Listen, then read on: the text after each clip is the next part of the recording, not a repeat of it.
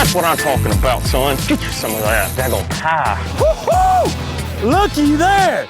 There's your bug-eyed big one right there. Getting started. We're getting started. Here's what I'm talking about. Gosh dang gorilla. Let's go, baby. Straight meat. God, look at that big one.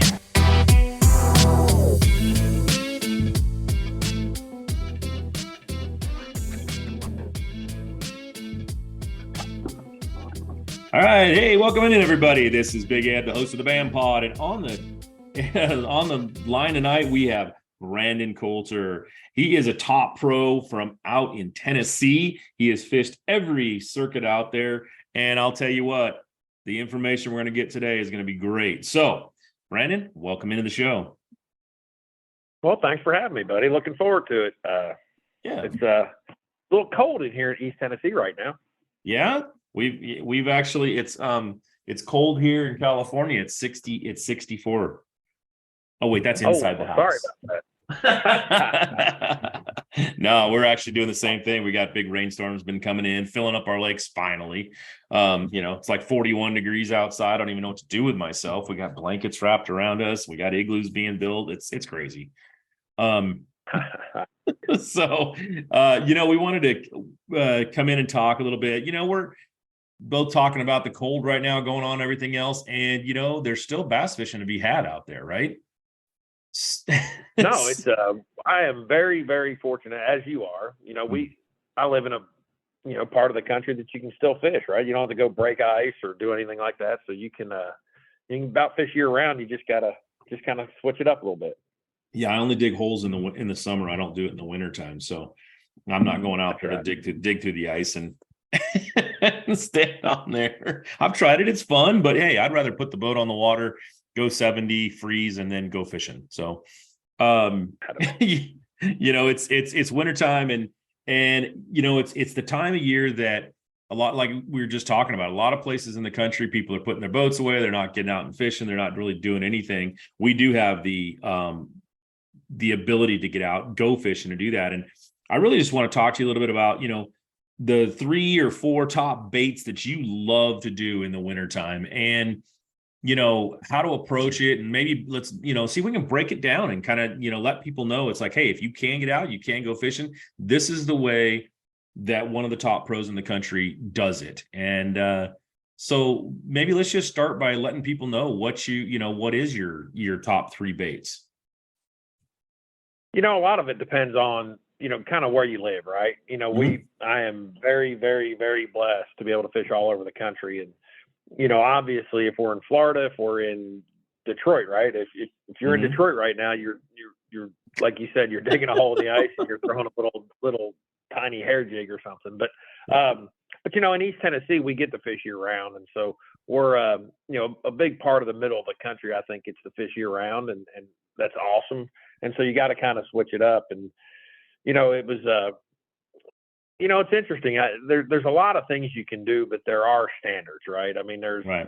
And I always say this about fishing, it's as soon as someone tells you that this is the way you need to catch them, probably throw the opposite and you might have the best day you've ever had. Right. So it's, it is fishing and the fish will make you look really stupid a lot of the times, but, I think probably, 2 or 3 of the standbys this time of year, that I will always have on my deck, almost anywhere you fish in the country in the winter. First thing that comes to mind would be a flat-sided crankbait. I kind of live in East Tennessee and it's kind of the home of the homemade, I guess you would call it. And a lot of manufacturers have done a really, really good job. It's funny. I've got friends that still carve their plugs and they are phenomenal. Unfortunately, the ones that they're making now, some of the big manufacturers, the Fritz-side, the, Rapal, some of those are really, really good and they run true. So it's, it's actually, I'll say put some of my buddies out of work, but it's a lot easier to get color selection and all that when you don't have to have somebody building them for you. Right. So it's, the flat size craze is finally going mainstream. Little to my chagrin. It was nice being an East Tennessee guy for a long time. No one really threw many flat sides. Yeah. That new one that's been, I know it's a staple probably for you guys too, but for us, you know, is that I think it's called the Fritz side. Is that it? Is that the name of Yeah, it? Yeah, and that's, I mean, that's a bait absolutely. that's really taken over pretty standard, you know, catching really good fish. Is that one that you throw this time of year? Absolutely. No, the frit side, you know, especially the small one. You know, one of the keys in the winter here for me that I've always, you know, I heard an old timer tell me this one time. He'll be mad. I'm not going to say his name because he'll be mad I called him an old timer. But one of the guys that been around a long, long time told me this, and I have no idea. I've never talked to a biologist to find out if it's accurate or not, but it's served me well over the years. And that is that when it gets really, really cold, you know, and you're fishing in the 40s, you know, water temperature, that fish can't digest a big bait. And, you know, I don't know if that's accurate or not, but their metabolism just isn't to the point. They move up and down instead of, you know, horizontally, you know, more vertical structure, that kind of stuff. So the fish just don't use as much energy, therefore they don't burn as many calories, right? So if they ate a giant shad, that it could actually, this is what he said now, I'm repeating, that it could actually decay before it got digested, you know, a big gizzard shad or something like that. And, you know, whether or not that's accurate or not, it makes sense. I mean, you're going to catch fish on smaller baits in the winter. That has been proven. So whether it's because they know instinctually that they can't, you know, eat a big bait or not, I do know that smaller baits, you know, produce better. So, you know, a number 5 frit side is amazing this time of year. And so that's kind of my very first staple for sure would be a flat sided frit side crankbait in the smaller size, in the 5. I just like it this time of year. Big fish eat it. It's you know, and again, I work it on vertical structure. You know, I'm not out throwing it on, you know, your rattle trap flats, right? Those kind of flats. So, you know, I'm going to work it more on rock. You know, this time of year, rock heats up quicker, you know, than wood. So, you know, on your bluff banks, your rocky banks, you're a little bit steeper, you know, 45 or more banks. And man, that little flat side just, I mean, get up tight, and, you know, the sun comes out a little bit, gets a little warmth on them rocks, and hold on. You know, a lot of people will give up on it. The bites in the wintertime just aren't as, you know, it's not fast and furious by any stretch. Right. But I've always found that if you catch 5 in the winter, you know, in this part of the country, they're going to go 15 to 20 pounds, as opposed, you don't have to kind of weed through them in the winter. When you get a bite, it's going to be a good one. And generally it's a 3 pound plus fish. You just got to work a little harder for them. You know, when you're talking about that and breaking that frit side down a little bit, are you, you know, you talked about the rattle traps, you talked about, you know, the LV 500, that sort of phenomenon where you're throwing it out, letting it hit the bottom, ripping it up. Are you doing that with this frit side, or are you just reeling it? No, reeling it. And, you know, again, back to the East Tennessee, right? It's kind of where all those flat sides start. And every great fisherman that I know that's older than me, that kind of brought in the flat side craze, every one of them throws it on a spinning rod. And I don't really, you know, it's not necessary because they're built to be able to cast now. You know, before they weren't. Right. But there is something about the action you impart on that bait when you're winding it. You got kind of a wind pull. You know, it's just that natural kind of the way you're dipping your rod as you're reeling a spinning reel. Right. That just puts a little something in it that they really seem to like. I catch, you know, it seems to me that my ratio goes up substantially when I throw it on a spinning rod. You know, my bite ratio. So it's not fun. We used to call it, you know, when we threw the old shad wraps, we used to call it shad wrap back. You know, your back gets sore, you know, because that spinning rod it's just something different about how you hold it versus a bait caster. And it'll wear you out, especially if you got a big rain suit on, it's cold, and you've got the shoulder straps on. I mean, Right. you're going to be sore when you come home, but it can be well worth it. But I throw it on a like a medium light spinning rod, Wow. up to a medium, if, depending, but a lot of times a medium light spinning rod and 6 to 8 pound test, and just get on those vertical rocks. And if it's got a little bit of chunk to it, it's even better. It's better. It doesn't have to be just bluff, but if it's bluff, that's fine too. They like I said a minute ago, the fish want to move vertical this time of year.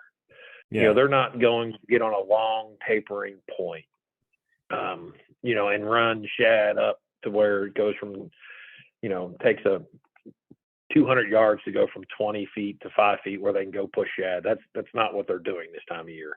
They don't need many meals.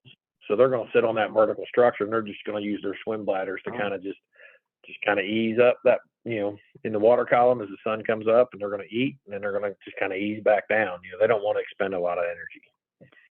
Yeah. And, so it's more, I think, go. when you're talking about that and throwing that lighter, lighter baits on a lighter rod, less line, you're using it's like it's almost like a hybrid of a reaction and finesse at the same time. And then when you're throwing it on that spinning rod and bringing it in, so it has more of instead of being a straight direct pull, it has a little bit more of a loop to it, to where it maybe it can have it falls a little bit. Okay. Yeah, I would have a little bit of a pull, so it's got a little pull and rise. But the biggest key to it is it's got that real tight wiggle. They're just not aggressive. And so as the water warms up, you want more and more wobble. You go to more your square bills and that kind of stuff. But but early on, you just want that tight, that tight wiggle and just kind of that pull, and you want small. The biggest key to me is small. And that way they. But man, it's people get worried. God, you hear every time I pick up a spinning rod, be a man. And I'm telling you right now, there's probably been more money wanting a spinning rod in this country than ever. And they just, I'm going to do whatever I need to do to be effective. Yeah. I have a feeling that a lot of people, they say that, it's I don't know. It's not like you said, it's not manly to pick up that spinning rod, but I remember a guy, pretty well. I think it was Aaron something, made a lot of money with a spinning rod in his hand, so I don't exactly understand how they go about calling that, not manly, when this guy's won classics, and Mr. Martin's did a lot of stuff with a spinning rod. So there's no doubt about it. I'll give you another example. John Cox is a pretty good friend, and I don't know if John would admit it. John's doesn't even have a depth finder on the front of the boat. And, he's known for heavy rods and flipping and all that stuff. But I bet you that man's, and I'd like to ask him that sometime. I bet he's won twice as much money on a weightless, general. Okay. I think than he has with any jig in his box. Well, I'll get him on the show, and I'll pose that question to him. And a weightless stickworm. I know he's won more money on that than anything else in his box. So, it's funny, you get the, it's a macho thing, right? Right. And so sometimes you just gotta, but no, like I said, it's not well known. Not a lot of people want to throw that small crankbait. Right. They want to kind of lighten up their bait caster, and that's fine. I'm not. I will do that when I'm accurate casting. So, for instance, if for some reason it's wintertime and I want to get that super light crankbait around dock poles or something, right. It's typically not the structure I fish in the winter.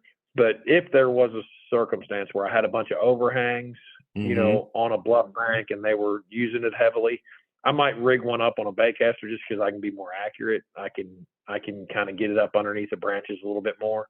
Right. But that's probably the only real scenario. Anytime I can cast it on a spinning rod, that small of a crankbait and that flat side, there's just something to it. And that comes from, it strictly comes from, I grew up in Philadelphia, but I came to school here at University of Tennessee, and just, in the 80s, the guys that I learned from here were really, really neat I mean, just unbelievable fishermen. And man, they threw it on a spinning rod. And so, I'm not going to go against it, Yeah.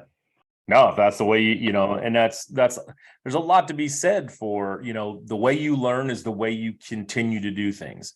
Even as you just said, you got these really good anglers, really top anglers, and that they figured out a way to get more bites out of something that, not a lot of people were using, a lot of people want to use yet because of it.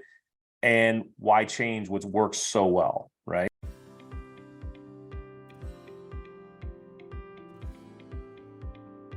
We have a process that we call simple price, simple process. And what that means is we take our lowest and best price and we post it on every single card. There's no back and forth. And by simple process, what that means is when you meet somebody, they can handle every aspect of what you do in your card transaction buying experience from beginning to end.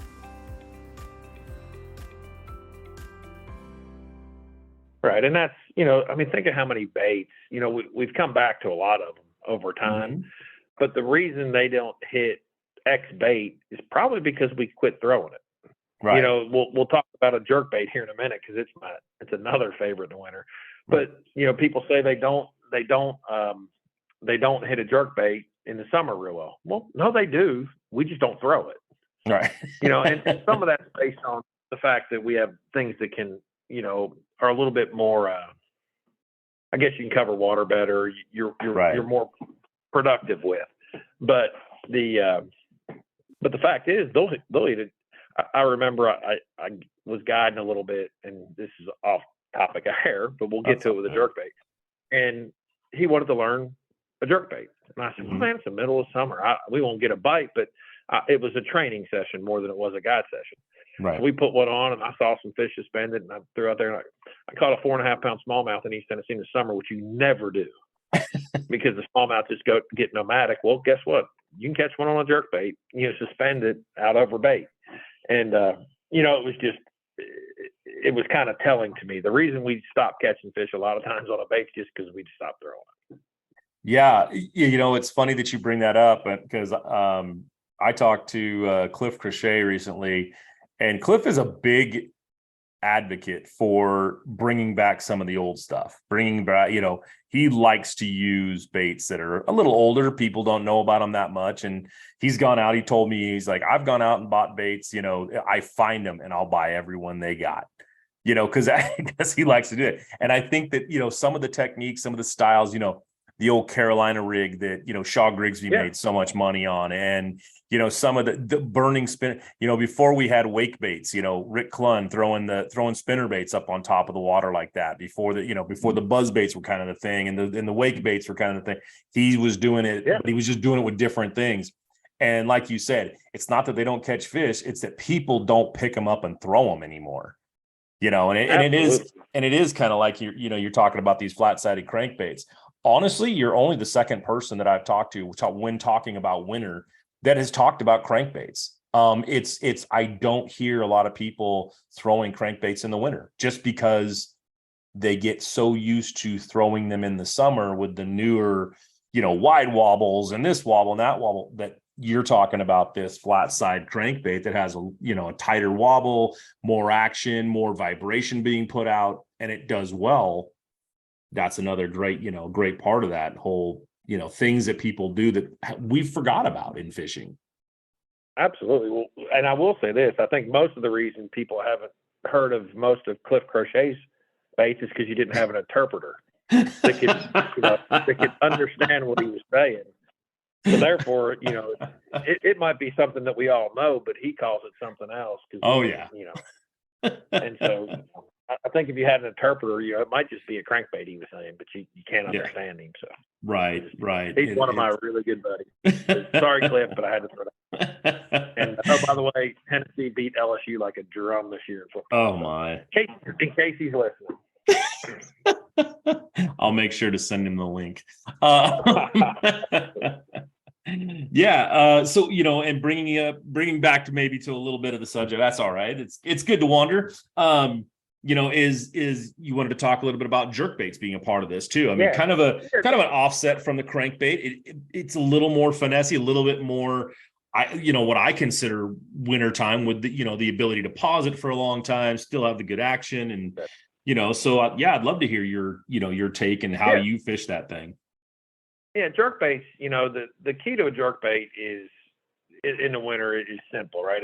It's suspending. I mean, you just can't really be effective in my opinion.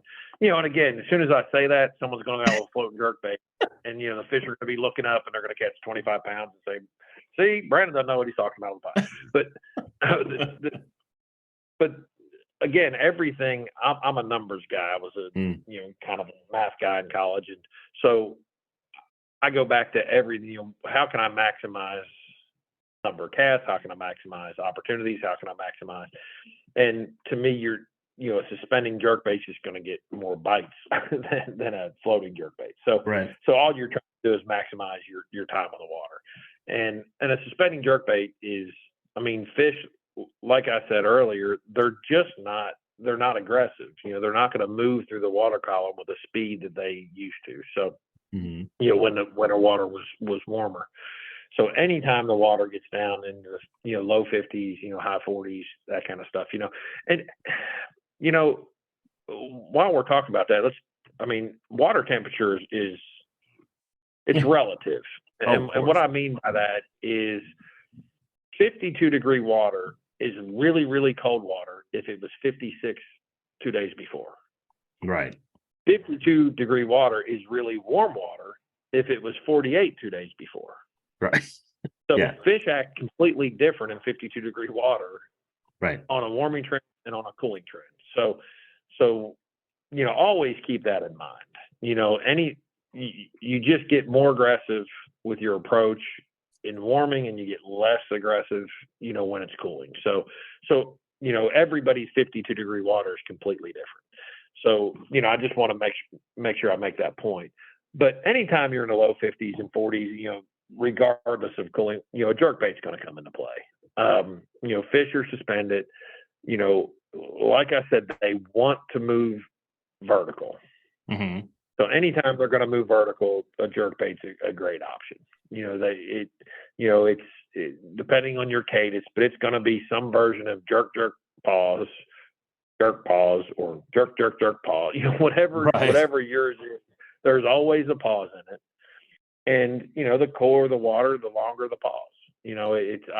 It's not rocket science. I don't try to make it any harder than it is. Right. It's, you just want to lengthen the pause. And I have found, just me personally, that the longer the pause, if you're fishing smallmouth water, I like a longer pause.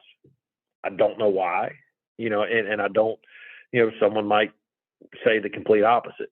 Right. My experience in East Tennessee, we have a lot of smallmouth and a lot of largemouth. So we're very, very fortunate. Our lakes are, in the wintertime, almost always mixed bags. And so, for me, if I'm targeting smallmouth to some extent, right, my pauses get longer.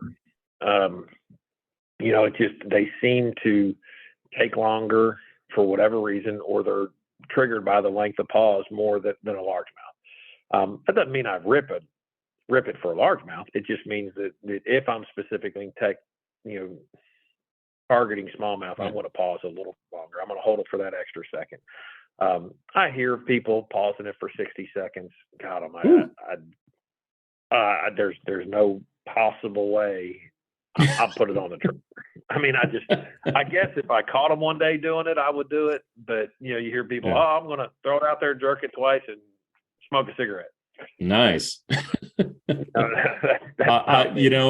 It's funny you say that, because I've been around, fishing tournaments and stuff, and I will always hear that guy that's like, I threw my bait out and it hit the bottom, and I picked up my coffee cup and drank, half a cup of coffee, and then I went ahead and picked that rod up. And there's an 8-pounder on it, and it blows me away every time. It's like, whatever, you're out there fishing hard and trying to go, and this guy's right, drinking coffee and having a sandwich and catches an 8-pound fish.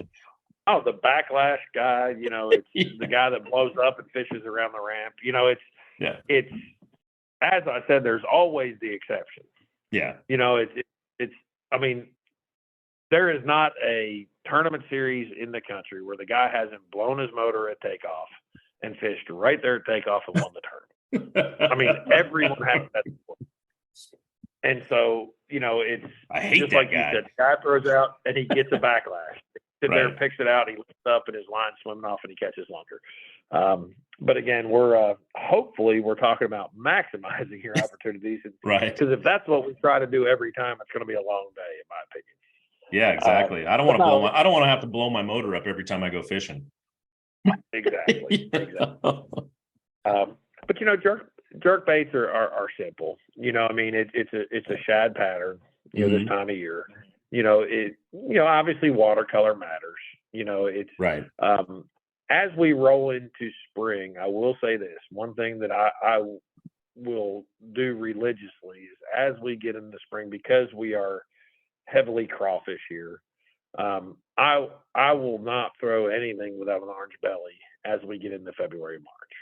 Okay. You know, so as you know, now whether or not that's the red clay situation here, whether it's, you know, the crawfish, you know, coming out, you know, hibernation, whatever they do, you know, but almost everything I throw from not necessarily winter, you know what I mean? Like, I'm not talking like float and fly season and stuff when it's 38 and 41. Yeah. But as it gets into the fit, and it's that warming, Right. you know, even my jerk baits, you know, I mean, the jerk baits that I really like for spring almost all have an orange belly on it. You know, it's an East Tennessee thing. It's a Tennessee River thing. And, you know, we don't fish a lot of other places.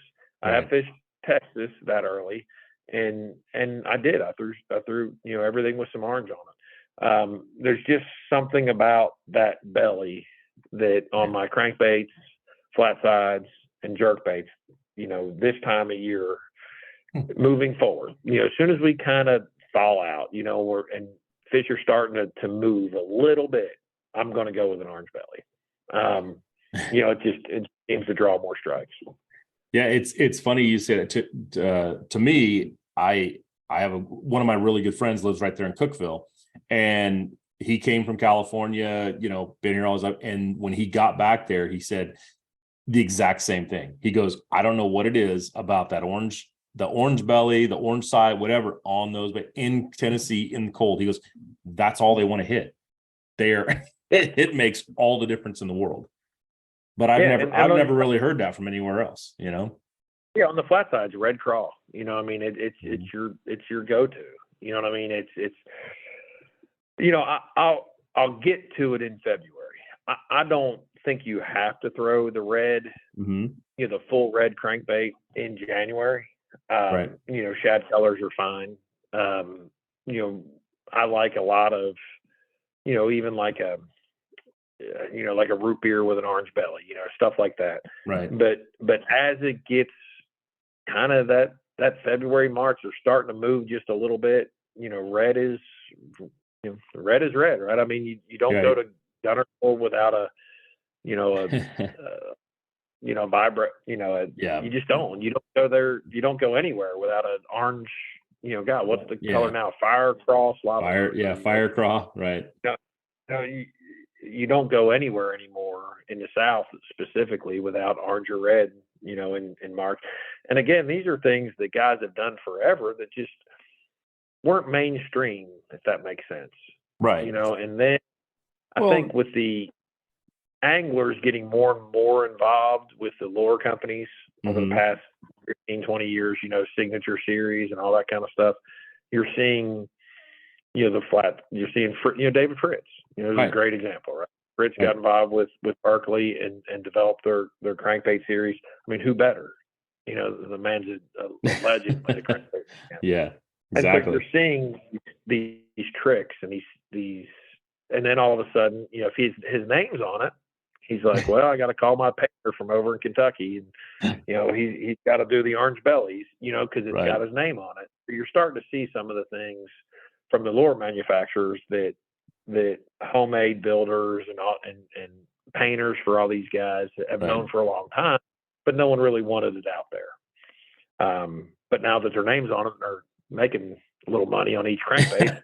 And they want to sell it now. They're going to give you the goods, right? Right. So it's but anyway, so I think that's good, right? It is. That's of course it is. positive change. And of course, how many podcasts were there 10 years ago? Right? I mean, know. We're giving information now at a pace and at a clip that I didn't have growing up. Oh yeah. No, I've said that a lot. With what I've noticed the most, and what I think is it's going to be a definitely positive change for the future, is how far down we go now with education on fishing. So high schoolers have it, college kids, all these things, these opportunities that are being placed out there, and the information that is so readily at hand because of those things. I mean, these kids coming up, they can go to their high school and they can start learning stuff that you didn't even know till you were, 25, 30 years old, because the only way you could learn it was by doing it. Now it's at a click of a button. It's out on their phones. It's whatever. And I think that's such a good point that you make, that, the information is there now, and it's not like it used to be. Bass U, folks. Information is pouring over. If you want to learn more about every lake, how to fish, shallow, deep, in between, skipping docks and rocks and cranking, slow wiggling, chatter, smattering, you get it at Bass U. We got the best of the best. If somebody's ever caught a bass on something and perfected the technique, we got you covered. Get on Bass U TV, check it out, sign up, be a member, be part of it, folks. Keep learning. I'm Gerald Swindle. Subscribe to Bass U. Right. I mean, live fishing too, right? So Right. When Major League Fishing started, we can't, it used to be you go to the weigh-in Mm-hmm. and X-sponsor bait was what you caught them all on, whether you did or not. Yep. And you can't do that anymore. You know what I mean? Yeah. You can't say, I got them all on brown frogs. Right. Really, in March. Okay. Yeah, in March. And when you were on TV, you had a spinning rod. That's weird. Yeah. So, now with the, everything is live now. Right. Everything is live and filmed. And so, that the truth comes out, right? It's actually awesome. It's been really good. And I think it's had an effect too on the manufacturers, right? Back to what I said earlier with the anglers getting more involved with the manufacturers. I think it was a necessary evil with live TV. Yeah. Because if they don't have baits that you can throw and consistently catch on, well, then you're going to throw what you can, and it's not good for your sponsor. So because of those things, like for instance, Abu and Berkeley, if they didn't build a reel that I could throw, then I'd have to throw something else because I got to be competitive. Well, with live TV, they better have one I can throw. Right. And fortunately they do. Yeah. And so I think all of that together has kind of stepped the manufacturers up. It's helped the anglers, come in and develop baits that, and again, it all goes back down to, all that information feeds down from the anglers to the manufacturers down to the high schoolers and middle schoolers. And, Right. I mean, I'm going to speak at a middle school here in a couple days. Nice. Middle school bass clubs. It's awesome. And the middle school club has twice as many members as the high school that I'm going to. Holy club. moly. That's crazy. No, it's amazing. And it's awesome. It's what a great, opportunity for kids that, want to pursue something in the outdoors. Yeah. So, we got off topic on the winter baits a little bit. That's all right. We got one. It's amazing. Yeah. I mean, you got Hank Cherry developing a jerkbait. Well, he's arguably the best jerkbait fisherman out there. Right. You want him developing that bait. You want him working with Berkeley to build that bait. Right. And that bait will catch fish because it's now fine tuned. Because guess what? When Hank Cherry wants to try to win another classic, he wants that bait in his hand because he's going to get paid. Yeah. And so, that is an awesome, kind of change in our sport a little bit. It started with Kevin. I'll give Kevin all the credit on that. Kevin is the one that really got with, some of his manufacturers and really built baits that could be used by everybody. And it's just kind of followed suit since.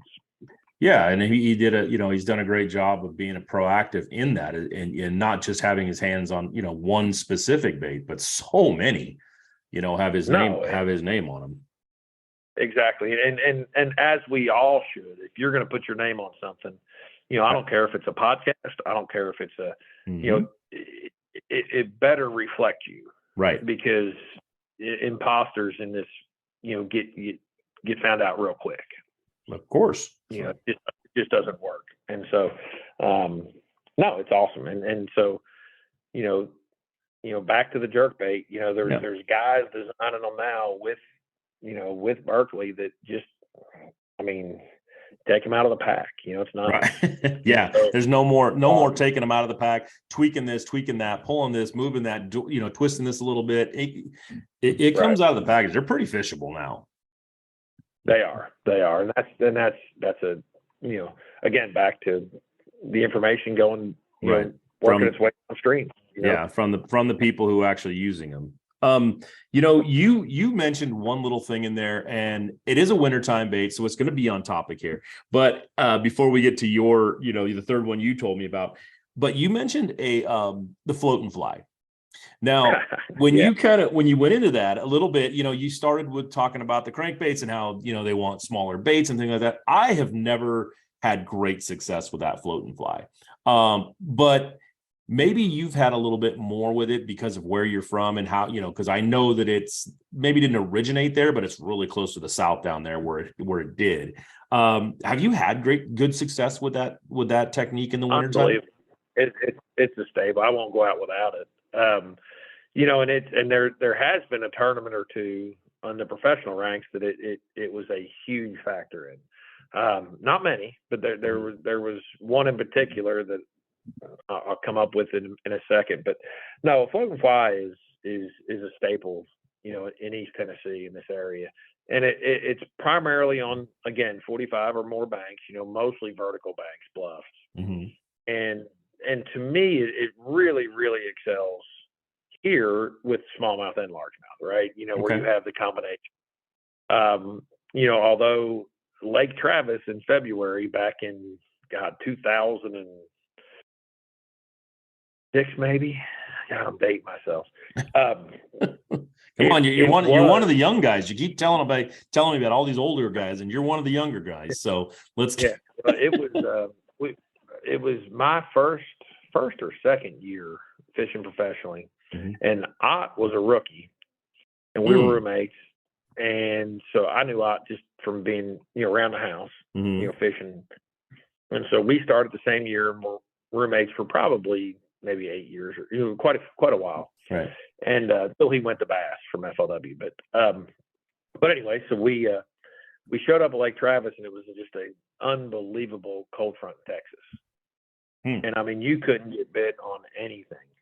But by God, you threw a floating fly near those Guadalupe bass and large. They'd never seen it. And you go around a point, your bobber just go boom, boom, boom. It was stupid how good it was. Wow. And the East Tennessee guys just smacked them. Wesley Strader, Ott, all the guys that we traveled with, and just absolutely railed them on a floating fly that week, because it was in the 40s in Texas. Fish weren't used to it, and that little fly would just circle down and go down, and you can't. There's some really funny stories about that week, because you'd come around a point, and a guy'd be throwing a jig, and he'd sit there, and your bobber would go down, and they'd just pick up a trolling motor and take off, mad. You're out there, and I'll tell you what, it was 2006, because I'll never. It's funny. You start to kind of dig through the memory. But I remember thinking to myself, the first cast I'm ever going to make as a professional is going to be with a bobber.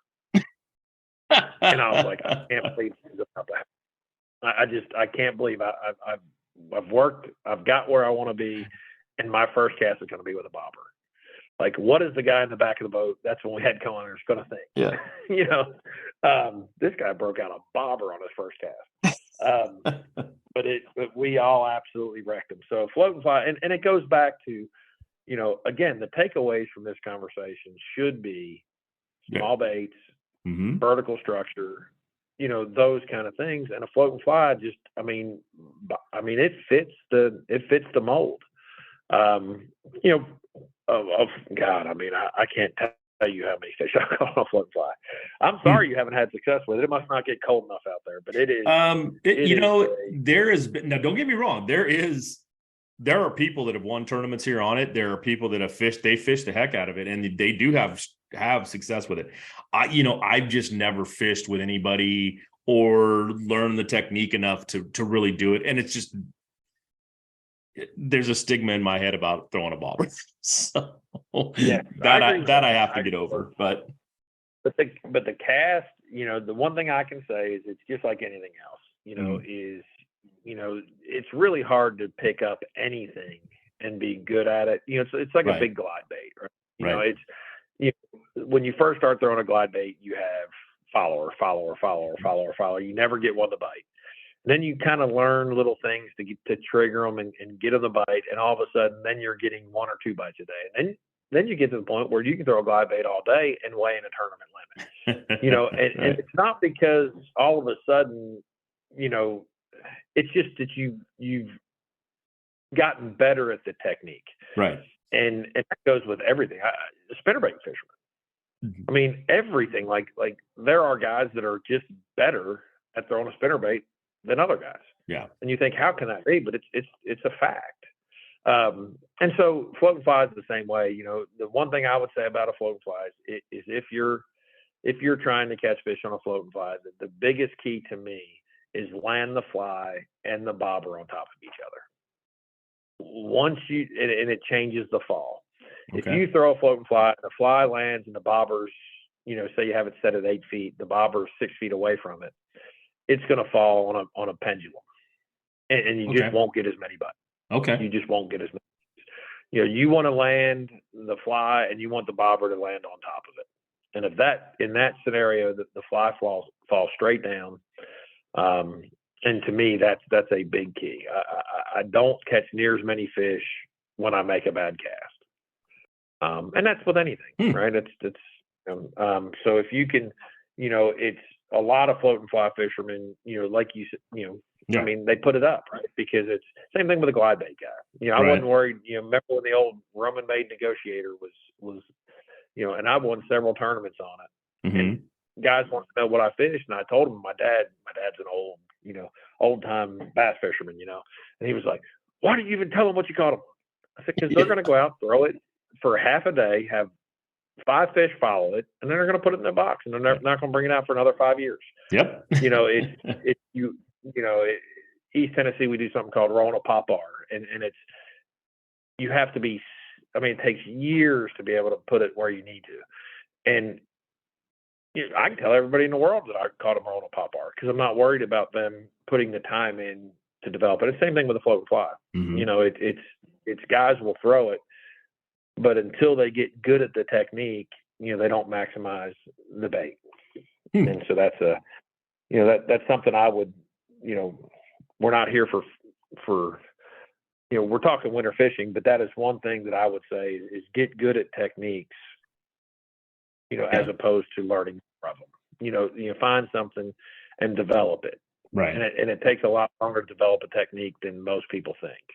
Even a Ned rig. There are guys that are good at a Ned rig. I know it sounds dumb, but there are. Yeah. And just work on your setup, work on your technique, work on your casting, and become good at a technique before you move on to the next one. Yeah, I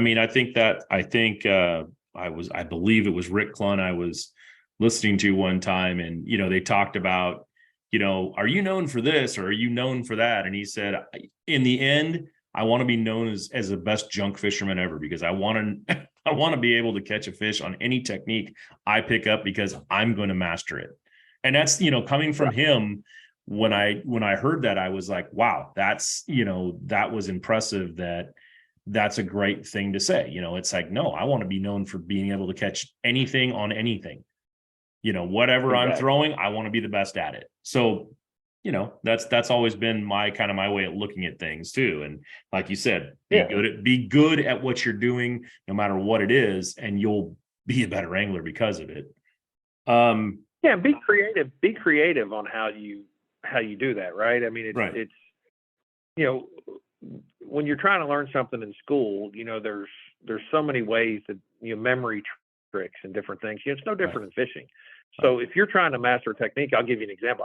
I was the worst frog fisherman maybe ever, and I'm trying to compete on tour, and I'm terrible at it. Yeah. And about 7 or 8 years ago, you know, I live, you know, I've got a lake house on Watts Bar, and Chickamauga is just 30 minutes down the road. Right. So my friends, who I'm very fortunate, you know, we fish together all the time. You know, we got a group of guys that can, you know, we're very fortunate. We can go on a Tuesday, you know, we can go on a Thursday, you know, whenever. And so all fall, you know, the season's over, we just go to Chickamauga and we have fall frog tournaments, frog only. Right. And they did it for me. You know, it was something I wanted to work on. I said, I just want to throw a frog. They said, well, I'll just throw a frog. Well, I'll throw $20 in a pot. And it's become a thing. And now all fall, we'll do 6 or 7 trips, you know, in the fall. We'll go to, you know, drive down to Chickamauga, throw $20 in, you know, we'll have a morning session till noon, you know, 3 fish weigh in, all on a frog. And then we'll throw them back and we'll have one in the afternoon. And they did it to help me develop a technique that I needed work on. You know, it's just good friends, right? Right. But that was a great way to get better at a frog. It was creative. It was unique. It wasn't me just going, you know, I got to go by myself and work a frog all day. You know, you still had fun learning the techniques. So be creative on, you know, grab some buddies and say, hey, we're going to have a Ned rig tournament, or we're going to have a spinnerbait tournament, or we're going to have this, you know, come up with a way to do it that's fun. Then you'll become more proficient without even realizing you're, you know, without a lot of effort, you know. Right. Let's take a quick flip all the way back to your third favorite winter bait to throw, because for me it's one of the ones that I hear it every time, but I want to hear your take on it, because it is something that the way you've been kind of going, I'm interested in hearing it. Tired of searching through ads to find bass articles in your favorite fishing magazine? Well, we have a solution for that. Introducing Bass Angler Magazine, with over 30 articles in every issue, filled with tips and techniques to help you catch more fish. Follow the pros as they publish the most up-to-date seasonal methods to catching bigger bass. Whether you're a beginner or professional angler, make Bass Angler Magazine part of your gear today. Be a part of the fastest growing bass publication in the nation. Log on to bassanglermag.com with code TV and save 20% when you subscribe now. Yeah, so it's a, you know,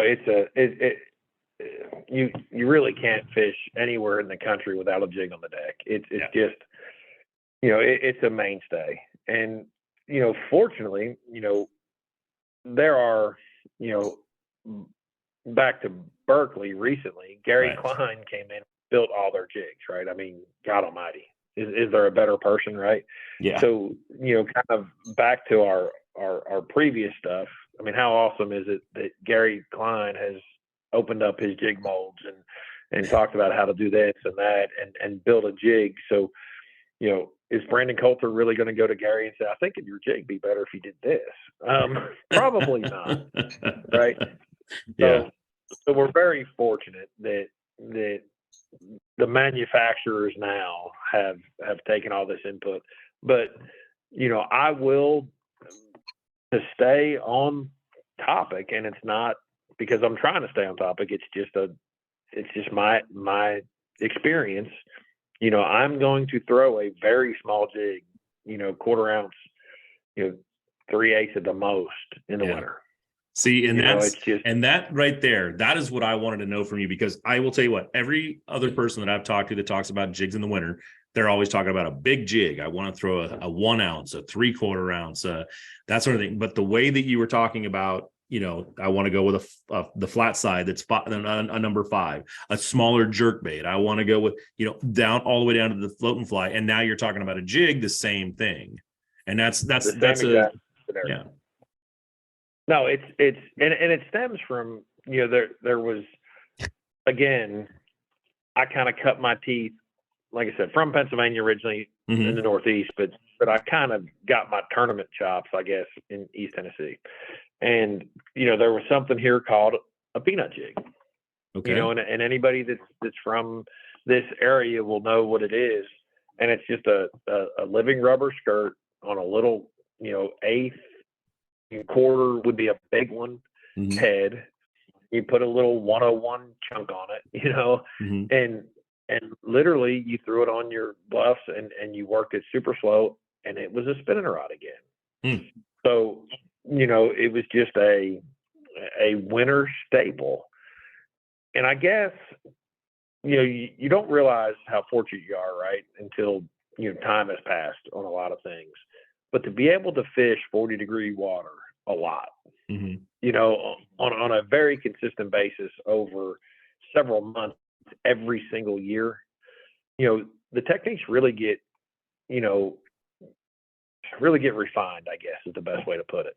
Up north, you might have 40-degree water for a week, because it gets cold quick, right, and it freezes. In Florida, you might only get cold water for a week because it's a big cold front in January. Right.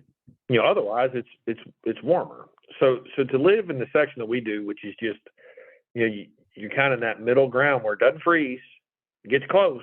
A lot of it was really close to freezing last couple weeks ago.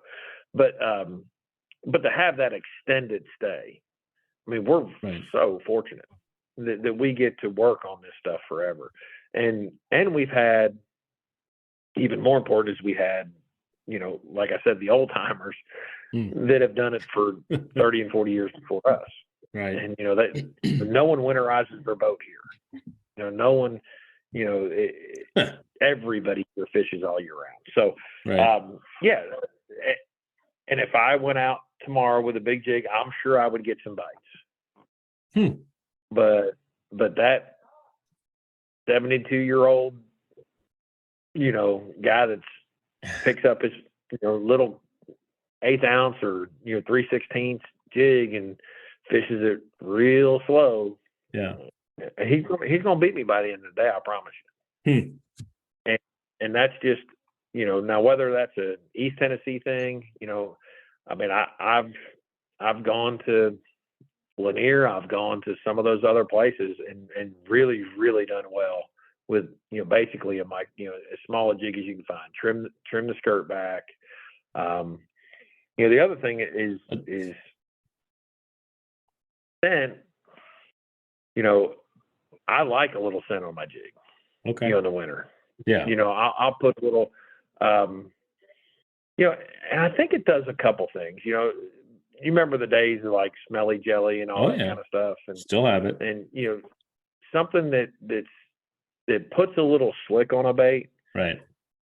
I think it's twofold, right? It adds a little scent, but it also, I think, tames the action to some extent, especially like those slick ones. A lot of the old float and fly guys used to put like fish dope on their float and fly. They don't want their feathers to flare real big. Okay. They want it to be smaller.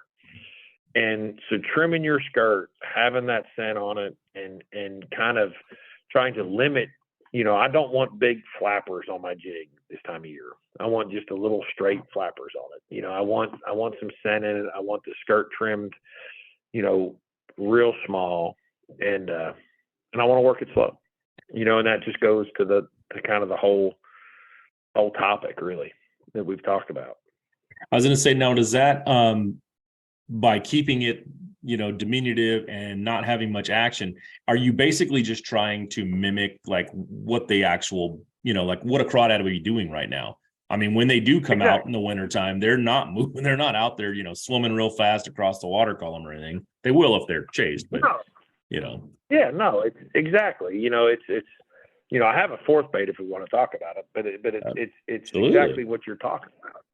It's if there is a crawfish, it's not going to be real. It's not going to be like standing there with his claws up, scooting across the water, going, "Hey," Right? He's going to be like, "Man, it's cold. Why'd I come out of my hole?" Right. He's so that's what I want with my jig is I'm going to fish it real slow. I'm going to fish it on light line.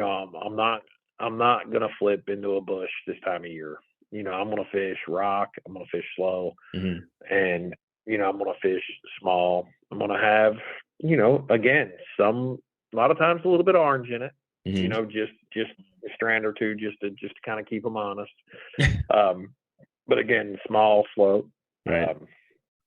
and it's back to what you said. It's imitating what a crawfish would do this time of year. It's the same as a floating fly. What's it doing? Right? It's spiraling down. It's Yeah. dying basically. It's not swimming. Right. Same thing. And so that the Demiki technique, right? Demiki That's exactly what that is. Okay. A Demiki, which is just a little, they call it a Demiki technique, but you can do it with any, I like max scent just because it gives scent off. Okay. They're little shad. But just anything that's 2 inches, 2.5 inches on a little head, and you're dropping it down, you're reeling it up about a foot off the bottom, and you're just holding it. We kill the smallmouth here doing it. And what is it? It's a dead shad.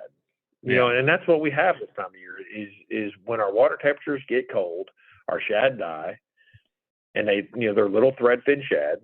They're about 2 or 3 inches long, and they're when a shad's dying, it's not like making a V-wake across top of the water. Right. It's just hurling down. It's just sitting down there, and fish don't want to chase again. They're just going to move vertically. So you get on these steeper walls and drop offs on a point, and you drop this down there and you just hold it. What a nothing technique, but God Almighty, you can put them in the boat. And again, you're just trying to imitate what's a shad going to do in 40-degree water? Going to die. It's 30 degrees, Yeah. right? And Yeah. so that's what you're trying to imitate. Is those kind of things. So that's kind of the key to everything we talked about was just trying to imitate what the bait fish in your area are doing that time of year. Right. And in this section of the country, in the winter, they're not doing much. One of the other big techniques that people I've talked to have talked about, and I haven't heard it coming out of that area, but is the Alabama rig. And yes. Is that, now you're talking about, 5 wires, your flashy baits, tons of baits on that thing. Is that something that you will throw down there, and how do you fish it if you do? I will throw an Alabama rig some, not in the 30 and low 40-degree water. I just think you can be better served with some other baits. Okay. For me personally, now I will throw it as it starts to get into the middle to upper 40s, okay. In the 50s. And, again, it's what you're doing with an Alabama rig, in my opinion, is you are triggering an instinct that they hadn't been caught on before. Fish are smart. When a buzzbait came out, it was going to ruin bass fishing. Because fish had never seen it, and so they just if one went 50 yards from one, they swam over and ate it. Right. Spinnerbait did the same thing. Alabama rig. If you notice I would say the last couple of years, not every tournament's won on an Alabama rig anymore. Right. In the springtime or winter, fish are going to, they adapt. They get hit in the head enough, they're going to change. And so, and I'll even go as far as saying this, like I think the professional organizations jumped the gun a little bit. It was so good, they didn't give it a chance to get mainstream and for the fish to, I talk to guys now that literally will, even with forward-facing sonar, fish are starting to adapt to it. Fish Right. will adapt whatever you're using to catch them. It's just that's a fact. And so Alabama rigs, for me personally, jerk baits seem to have won more tournaments in the last year and a half than an Alabama rig. Yep. And I go back to the fact that everybody was throwing an Alabama rig for 3 years. This is true. The single greatest invention, though, that's ever happened, it saved the fishing industry, right? I mean, how many bait stores would have gone under, 6, 7, 8, 9 years ago? They didn't have swim baits and Alabama rigs to sell all winter. Right. But Alabama rigs, they do well here. I'm not taking away from it, but they perform a little bit better, in my opinion. Like at Gunnersville. Yeah. I want to say Gunnersville acts like a lake that's further south of here than it really is. Okay. Okay. But it just fishes more southern. Yeah. It's got more grass in it. It's got things. And so, and again, I'm not saying they don't catch them here. They do. But it's just not something I want to do in the dead of the winter. And part of that probably is that I want to catch them Dominion. Right. I want to catch them floating fly. I want to catch them, and I'm not fishing a tournament in the middle of January. So, and then another key thing of that, I'm probably not the best guy to talk about an Alabama rig because I haven't been allowed to throw it in 5 years. Yeah, exactly. It's I don't have one in the boat because the last thing I want to do is have 10 of them in the boat, forget to take them out. I'd be like, hey, Brandon. No, they were just, what are these? Just holding the carpet down. Exactly. So, well, it's funny. Oh, go ahead. No, go ahead. No, it's just funny. I think that the professional angler, probably most of us are the worst Alabama rig fishermen you'll ever meet. Right, because you haven't been allowed to use them. Right, we haven't been. So for me, I'm not going to go try to master a technique. Now, I will say this. I mean, right after Paul caught him on Gunnersville and announced him to the world, I won 3 straight tournaments at Gunnersville the next 3 weeks because I was the only one that could get a hold of one. and did not shy away from it and had an absolute blast. Right. But it was fun. But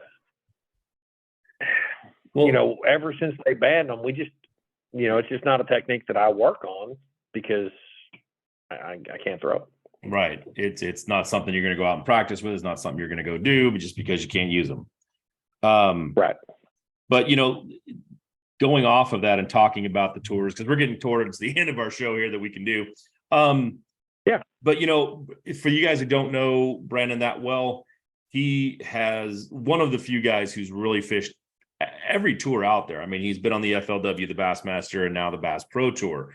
And one of the things that he kind of let me know was during the whole switchover from the way that, Bass Pro Tour has done everything, he was the president of it. So I really had a couple questions for you on that. And,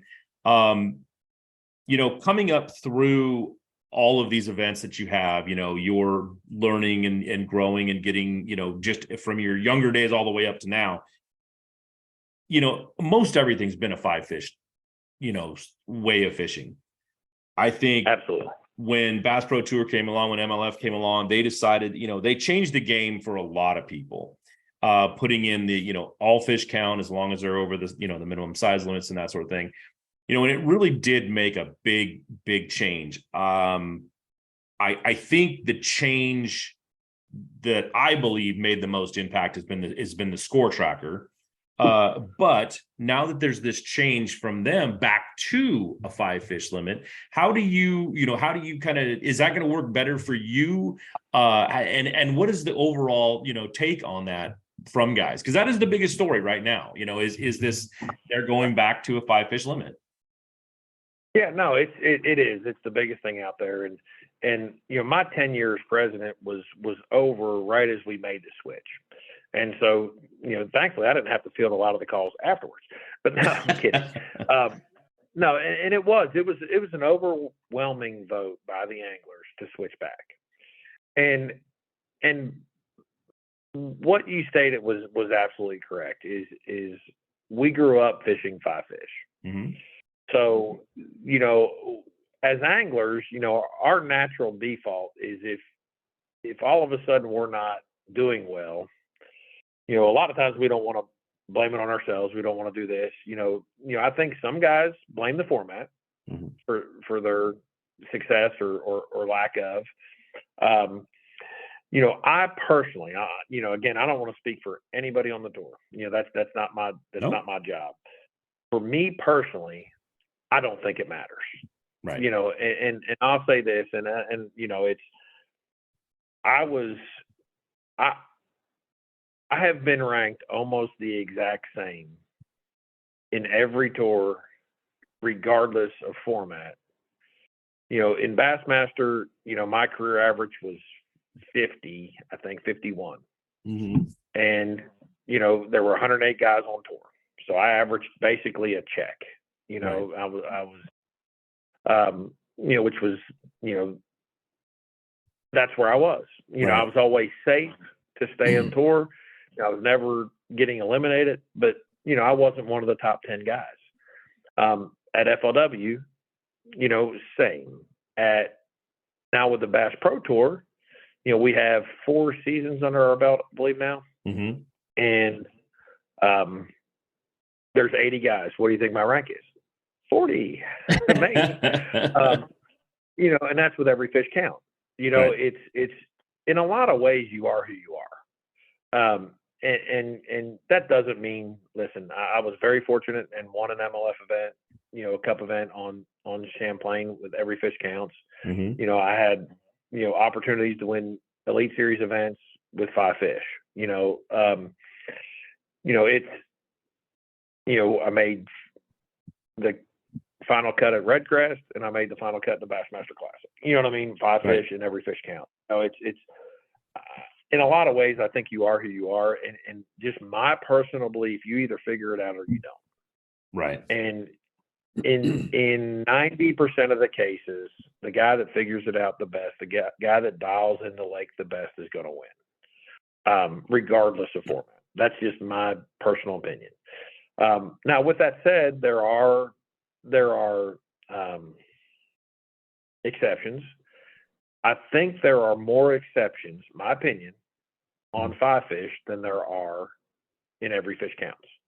Meaning, I think you can get fortunate in a 5 fish event. Yeah. You can pull up on a dock at the end of the day, and I'll use myself as an example. So at Lake Fork this year, I finished 1 or 2 spots out of the cut.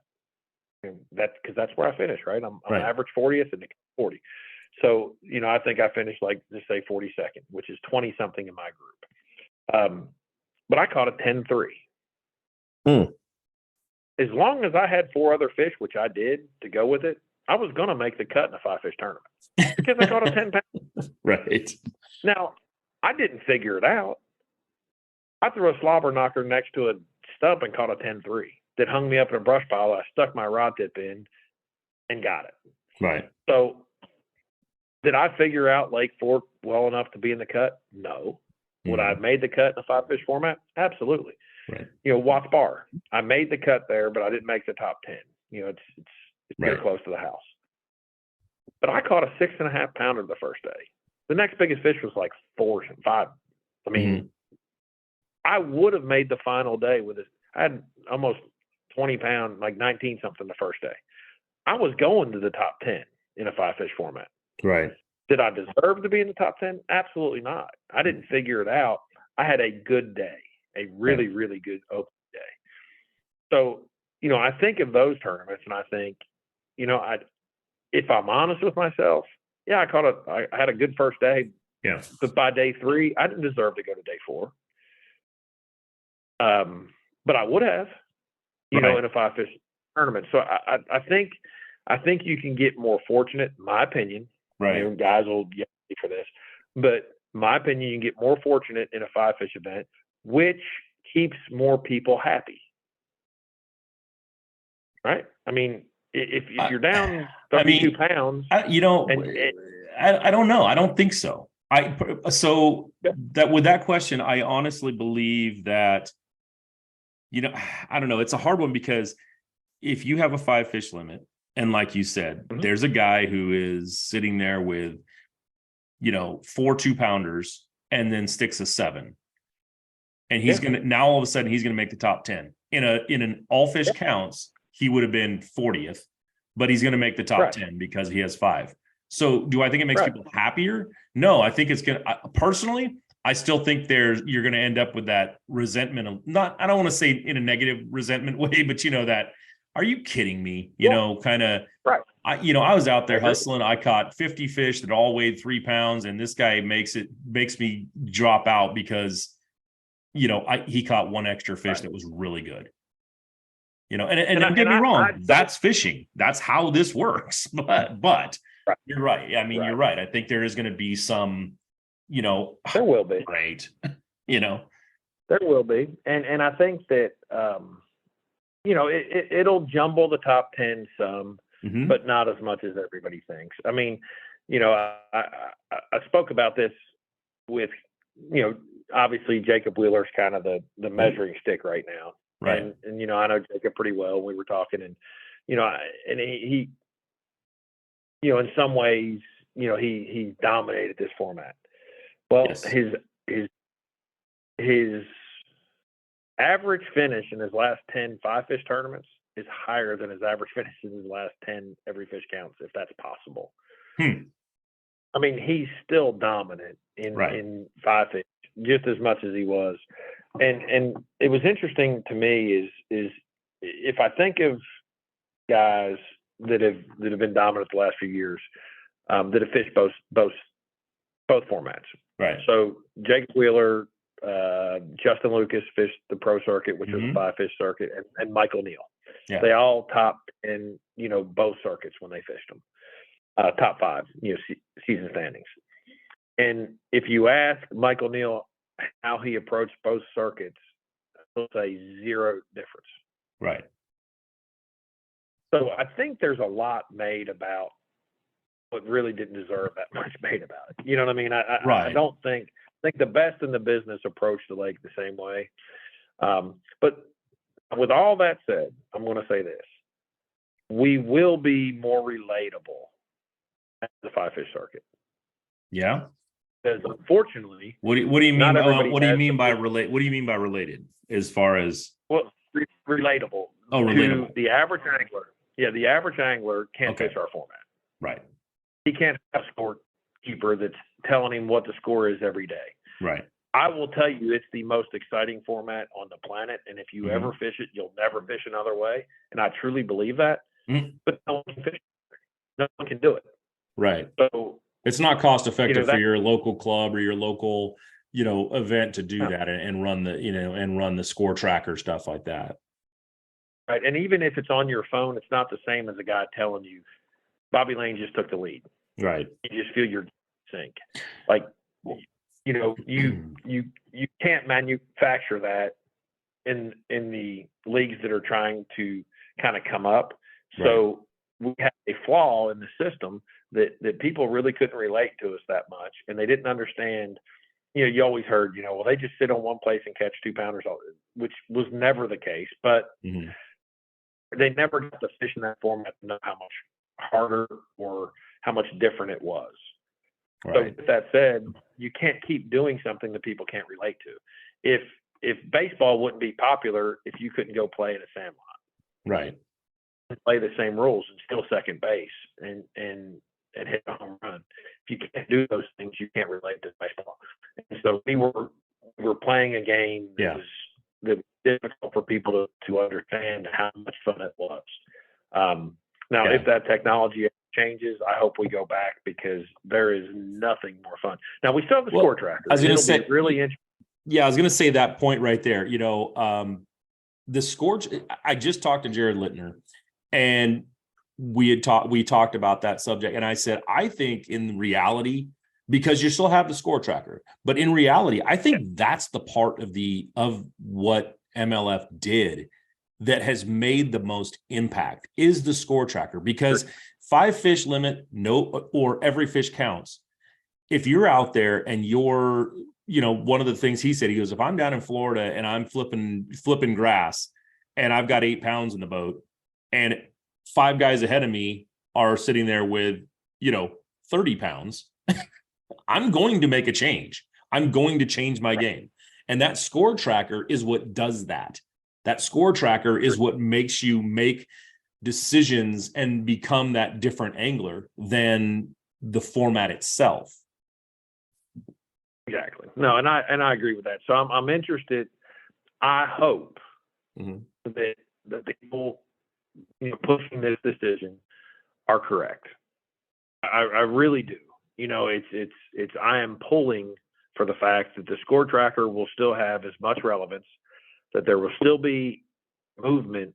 Because what's changed our sport, like you said, what was great about watching Major League Fishing was you were watching an event unfold. You were watching guys win or lose live. You were watching a guy make the cut or not make the cut. The 20th place cut line was the most exciting piece of Major League Fishing, in my opinion. And so hopefully they're correct in the fact that we'll still have as much movement there.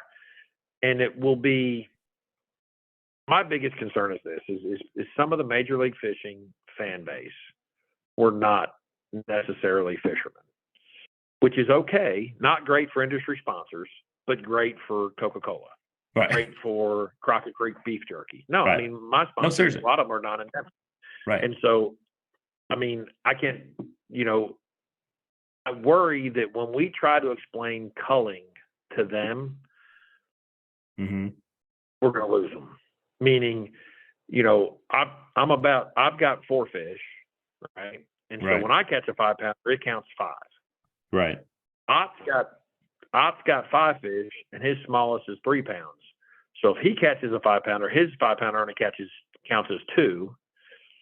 And Jacob's got all 6-pounders, so his 5-pounder doesn't even count. Right. We all 3 catch a 5-pounder. But it means and nothing. It's not like baseball where one guy goes across the plate. It's a run. That's easy. Now I got 5, Ott got 2, and Jacob got 0. How's that work? You know what I mean? And so the average sports fan, I hope we don't lose them trying to explain what fly fish culling is. Right. And the amount of time you have to be effective in a 5-minute segment at the end of a tournament. That's what I worry about. Yeah, and that's a really valid point, that it's not about, once you get to that level and you get up to that professional, that level, it's not about talking to guys like me or guys that fish, consistently tournaments and do all this, because we understand the game, but it is talking to that person that's sitting there going, oh, these guys are fishing. What's this all about? Because that's who these television people want. They don't care that it's a bunch of fishermen. They care that it's a bunch of viewers.